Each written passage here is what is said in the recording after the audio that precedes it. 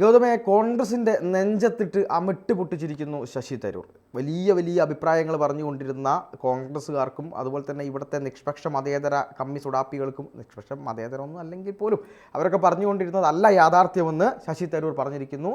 ചില കാര്യങ്ങൾ അറിവുള്ള ആളുകൾ പറയുമ്പോൾ എങ്കിലും മനസ്സിലാക്കാൻ ഇവിടെ ഉള്ള ആളുകൾ തയ്യാറാവണമെന്നതിൻ്റെ ഏറ്റവും വലിയ ഉദാഹരണമാണിത്. പക്ഷേ ഇവിടെയുള്ള ആളുകൾ ഞങ്ങൾ നയതന്ത്ര വിദഗ്ധരെക്കാൾ വലിയ അറിവുള്ളവരാണ് എന്ന ധാരണയാണ് ഇവിടെ പലർക്കും ഉള്ളത്. എന്തൊക്കെയാണ്? ശശി തരൂർ കോൺഗ്രസ്സിലെ ബുദ്ധിമാനായിട്ടുള്ളൊരു അംഗമാണ് എന്നൊരു അഭിപ്രായം നേരത്തെ തന്നെ പുറത്തു വന്നിട്ടുണ്ട്. അദ്ദേഹം അത് വീണ്ടും തെളിയിക്കുകയാണ്. കോൺഗ്രസ്സിലെ കുറച്ചും കൂടി ആളുകൾക്കിടയിൽ ഇഷ്ടമുള്ള ഒരാളാണ് ശശി തരൂർ. അദ്ദേഹം ഇന്ത്യ വിരുദ്ധമായിട്ടുള്ള നിലപാടുകൾ അല്ലെങ്കിൽ ദേശീയതയെ തീർത്തും അപ്പാടെ അവഗണിക്കുന്ന നിലപാടുകളൊന്നും പലപ്പോഴുമായിട്ട് ശശി തരൂർ എടുക്കാറില്ല. അത്തരത്തിൽ വളരെ തൻ്റെ ഇടമുള്ള ഒരു നിലപാട് തന്നെയാണ് ശശി തരൂർ ഇപ്പോൾ കുടിയേറ്റവുമായി ബന്ധപ്പെട്ടിട്ട് അമേരിക്കയിൽ നിന്ന് അനധികൃത കുടിയേറ്റക്കാരെ, ഇന്ത്യൻ കുടിയേറ്റക്കാരെ ട്രംപ് ഇങ്ങോട്ടേക്ക് പറഞ്ഞയച്ചല്ലോ സൈനിക വിമാനത്തിൽ 104ഓളം പേരെ. ആ വിഷയത്തിലാണ് വളരെ കിടിലനായിട്ടുള്ള ഒരു നിലപാട് ശശി തരൂർ എടുത്തിരിക്കുന്നത്.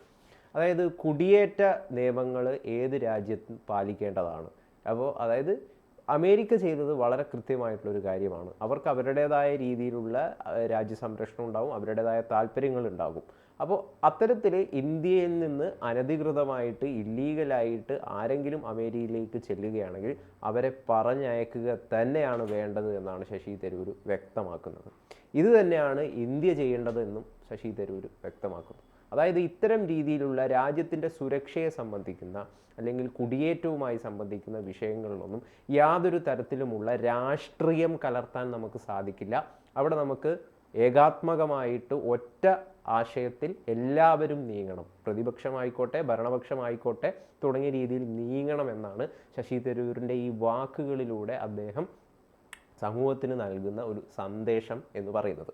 ആ രീതിയിൽ വളരെ വലിയ രീതിയിൽ അഭിനന്ദാർഹമായിട്ടുള്ളൊരു പരാമർശമാണ് ശശി തരൂർ നടത്തിയിരിക്കുന്നത്. ഇതിൽ ശശി തരൂരിനെ സംബന്ധിച്ചിടത്തോളം അദ്ദേഹം UN-ന്റെ ഭാഗമായി പ്രവർത്തിച്ചിരുന്ന ആളാണ്. അന്താരാഷ്ട്ര ബന്ധങ്ങൾ, നയതന്ത്ര ബന്ധങ്ങളൊക്കെ അദ്ദേഹത്തിന് വളരെ കൃത്യമായിട്ട് അറിയാം. അംബാസഡർ ലെവലിൽ പ്രവർത്തിച്ചിരുന്ന വ്യക്തിയാണ്. അതുപോലെ തന്നെ അദ്ദേഹത്തെ പല പ്രധാനപ്പെട്ട സ്ഥാനങ്ങളിലേക്കും UN പോലും അദ്ദേഹത്തെ ഈ പറയുന്ന പോലെ പരിഗണിച്ചിരുന്നു എന്നുള്ളതാണ് ഏറ്റവും വലിയ ഒരു യാഥാർത്ഥ്യം എന്ന് പറയുന്നത്. അപ്പോൾ അദ്ദേഹത്തിന് ലോകത്തിൻ്റെ കാര്യങ്ങൾ അറിയാം. രാജ്യങ്ങൾ എങ്ങനെയാണ് അവരുടെ നാഷണൽ സെക്യൂരിറ്റിയെ വിലയിരുത്തുന്നത് അല്ലെങ്കിൽ അതിനെ കൊണ്ടുപോകുന്നത് എന്നുള്ള കാര്യങ്ങളൊക്കെ ആർക്കറിയാം? ശശി തരൂരിന് വളരെ കൃത്യമായിട്ട് അറിയാം എന്നുള്ളതാണ്. അതുകൊണ്ട് തന്നെയാണ് അദ്ദേഹം പറഞ്ഞത് ഹമാസ് ഒരു തീവ്രവാദ സംഘടനയാണ് അല്ലെങ്കിൽ ഒരു ഭീകര സംഘടനയാണ് എന്ന് വളരെ കൃത്യമായിട്ട് ശശി തരൂർ പറയുന്ന ഒരു കാര്യമുണ്ടായിരുന്നു. ഹമാസ് ഭീകര സംഘടനയാണെന്ന് മാത്രമല്ല പറഞ്ഞത്, പാലസ്തീനിലെ ജനത ദുരിതം അനുഭവിക്കുന്നുണ്ട്. അത് പാലസ്തീനും ഇസ്രായേലും തമ്മിലുള്ള വിഷയമാണ്. അതിനിടയിൽ കൂടി ഈ പറഞ്ഞ ഈ ക്രോണിക് ബാച്ചിലർ സിനിമയിൽ ഈ പറയുന്ന ഇന്നസെൻ്റ് പറയുന്നുണ്ട്, ഇത് ആരടാ അതിൻ്റെ അടിയിൽ കൂടി വലിക്കുക, അരിശ്രീ അശോകൻ കാലിൽ പിടിച്ച് വലിക്കുന്നുണ്ട്. അരിശ്രീ അശോകൻ ഈ പുന്നപ്ര വഹിച്ചു വെള്ളം അടിച്ചിട്ട്. അതുപോലെ ഇതിൻ്റെ ഇടയിൽ കൂടി വന്ന് പ്രശ്നം ഉണ്ടാക്കുന്ന ആൾക്കാരാണ് ഈ പറയുന്ന ഹമാസ് എന്ന് പറയുന്നത്. ഈ രേഖകളില്ലാത്തവരെ തിരിച്ചയക്കുന്നതിൽ എതിർപ്പില്ലെന്നാണ് ശശി തരൂർ വ്യക്തമാക്കുന്നത്. അതായത് ഇപ്പോൾ വിദേശകാര്യ മന്ത്രിയായിട്ടുള്ള S ജയശങ്കറും ഇതേ നിലപാട് തന്നെ വ്യക്തമാക്കിയിട്ടുണ്ട്. അതായത് നേരത്തെ തന്നെ ബൈഡന്റെ കാലത്തായിക്കോട്ടെ 2009 UPA കാലത്തൊക്കെ ഇത്തരത്തിൽ അനധികൃതമായിട്ട് അമേരിക്കയിൽ കുടിയേറിയ ഇന്ത്യക്കാരെ പറഞ്ഞയച്ചിട്ടുണ്ട്. പക്ഷെ അവിടെ ചെറിയൊരു വ്യത്യാസം എന്താണെന്ന് വെച്ച് കഴിഞ്ഞാൽ കൈയും കാലും ഒക്കെ കെട്ടിയിട്ട് വിലങ്ങ് വെച്ചിട്ടായിരുന്നില്ല ചില ആളുകളെയൊക്കെ കൊണ്ടുവന്നത് എന്നുള്ളൊരു വ്യത്യാസമുണ്ട്. പക്ഷെ ഇവിടെ കൃത്യമായിട്ട് ട്രംപ് ലോകത്തിന് മുമ്പിൽ നൽകുന്ന സന്ദേശം എന്താണ്? കുടിയേറ്റക്കാർക്കെതിരെ കൃത്യമായ നിലപാടാണ് ഞാൻ എടുക്കുക.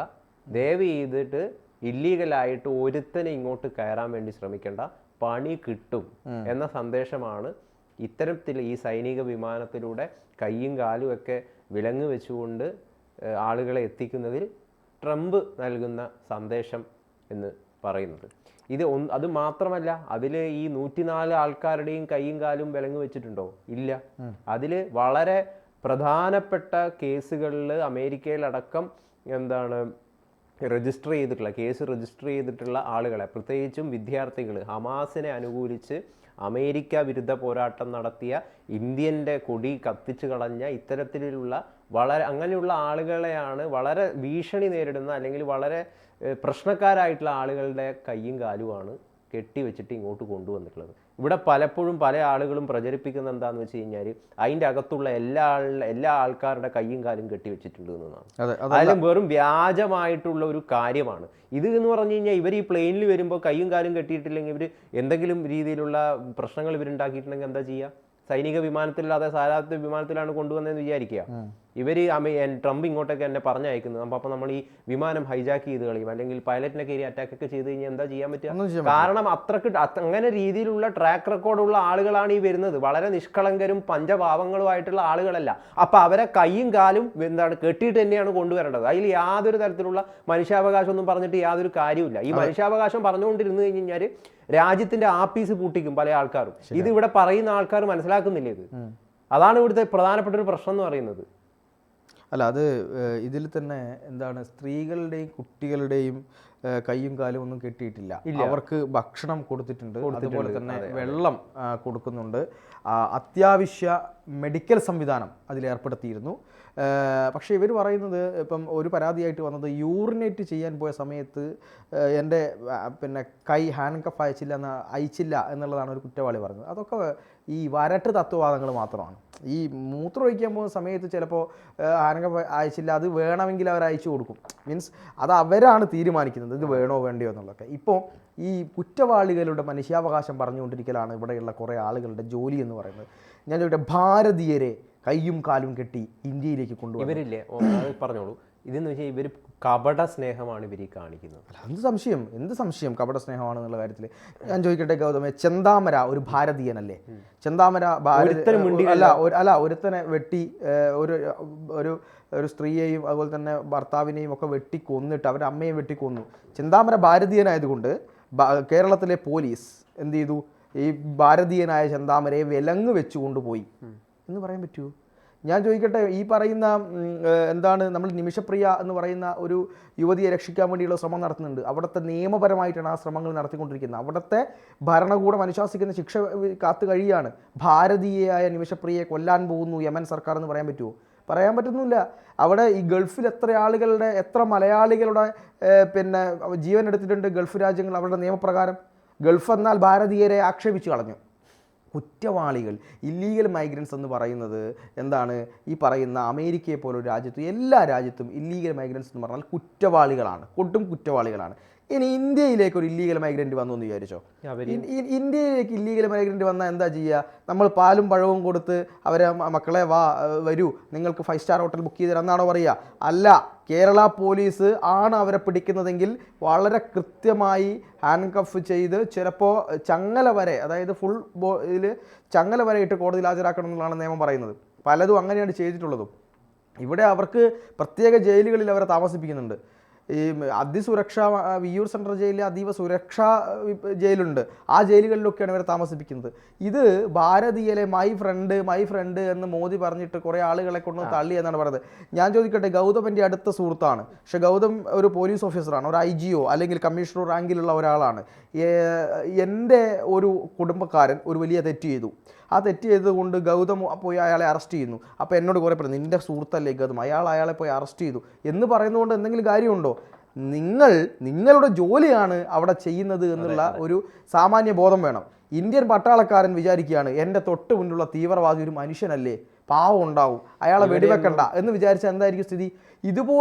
ഇതുപോലെ നാറിയ വർത്തമാനങ്ങൾ പറഞ്ഞ് ഈ ജനങ്ങളെ വിഡ്ഢികളാക്കാൻ വേഗം കഴിയുമെന്നുള്ളതാണ്. അതായത് ഇവിടെ ഇവർ രാജ്യസുരക്ഷയുമായി ബന്ധപ്പെട്ടിട്ട്, നാഷണൽ സെക്യൂരിറ്റിയുമായി ബന്ധപ്പെട്ടിട്ട് അതിലുമെല്ലാം രാഷ്ട്രീയം കലർത്തുന്ന സമീപനം എന്ന് പറയുന്നത് വളരെ മോശപ്പെട്ടൊരു സമീപനമാണ്.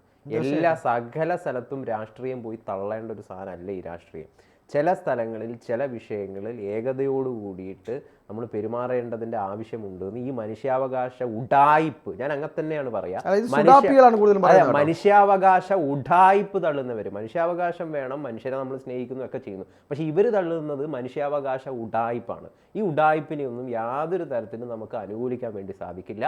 കുടിയേറ്റക്കാരെ കൃത്യമായിട്ട് അമേരിക്കയിൽ നിന്ന് ഇങ്ങോട്ട് തന്നെ അനധികൃതമായിട്ട് അവിടെ ചെന്നിട്ട് അവിടെ ഭീഷണി ഉണ്ടാക്കുന്ന ആളുകളാണെങ്കിൽ അവരിങ്ങോട്ട് തന്നെ പറഞ്ഞയക്കണം. അവർ കൊടും ക്രിമിനൽസും ഭീഷണിയൊക്കെ ഉണ്ടാവുന്ന ആളുകളെ ആണെങ്കിൽ ചിലപ്പം കൈയും കാലും കെട്ടിവെച്ചിട്ട് തന്നെ വിമാനത്തിൽ കൊണ്ടുവരേണ്ടി വരും.